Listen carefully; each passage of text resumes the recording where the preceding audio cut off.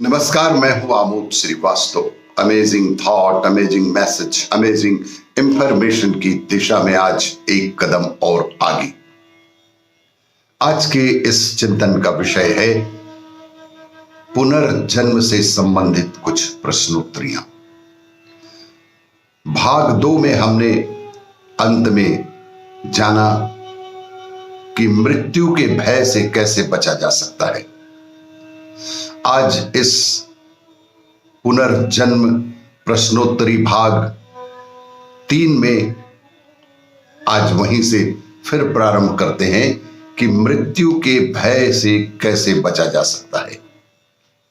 आपको यह मेरा वीडियो अच्छा लगे तो लाइक करें, शेयर करें और लाल बटन दबाकर सब्सक्राइब अवश्य करें।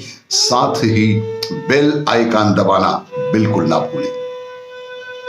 आज के पुनर्जन्म प्रश्नोत्तरी वीडियो का भाग 3।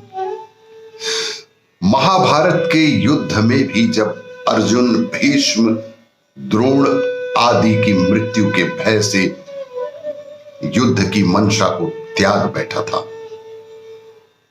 तभी योगेश्वर भगवान श्री कृष्ण ने भी तो अर्जुन को इसी सांख्य योग निष्काम कर्मों के सिद्धांत के माध्यम से जीवन मृत्यु का ही तो रहस्य समझाया था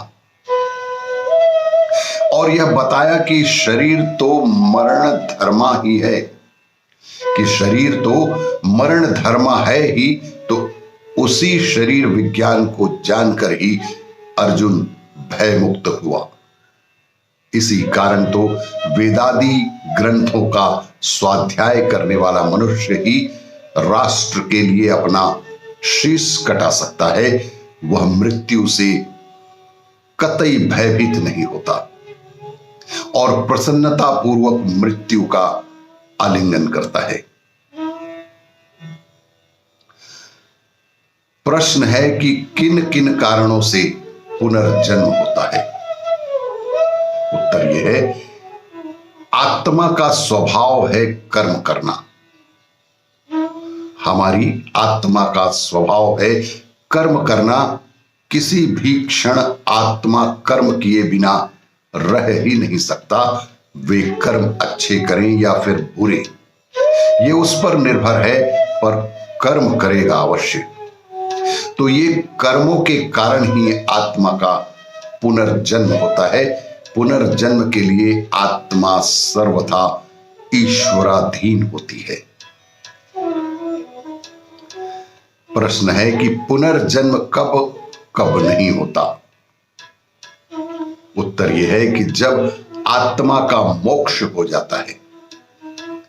जब आत्मा का मोक्ष हो जाता है तब पुनर्जन्म नहीं होता है। प्रश्न यह है कि मोक्ष होने पर पुनर्जन्म क्यों नहीं होता। मोक्ष होने पर पुनः पुनर्जन्म क्यों नहीं होता।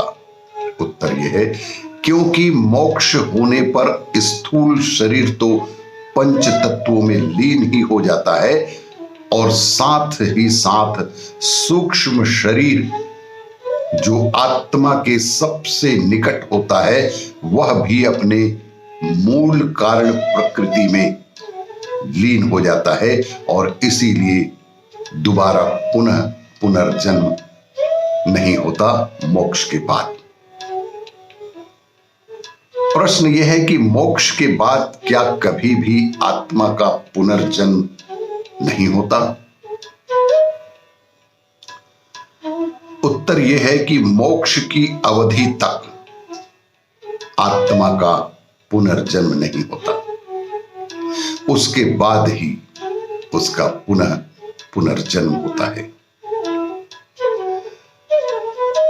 प्रश्न यह है कि लेकिन मोक्ष तो सदा के लिए ही होता है। जैसा कि पहले हमने जाना कि लेकिन मोक्ष तो सदा के लिए होता है, तो फिर मोक्ष की एक निश्चित अवधि कैसे हो सकती है और वह क्या हो सकती है। उत्तर यह है, सीमित कर्मों का कभी असीमित फल नहीं होता। वैगिक दिव्य कर्मों का फल हमें ईश्वरी आनंद के रूप में मिलता है, और जब ये मोक्ष की अवधि समाप्त होती है तो दोबारा ये आत्मा शरीर धारण कर लेती है।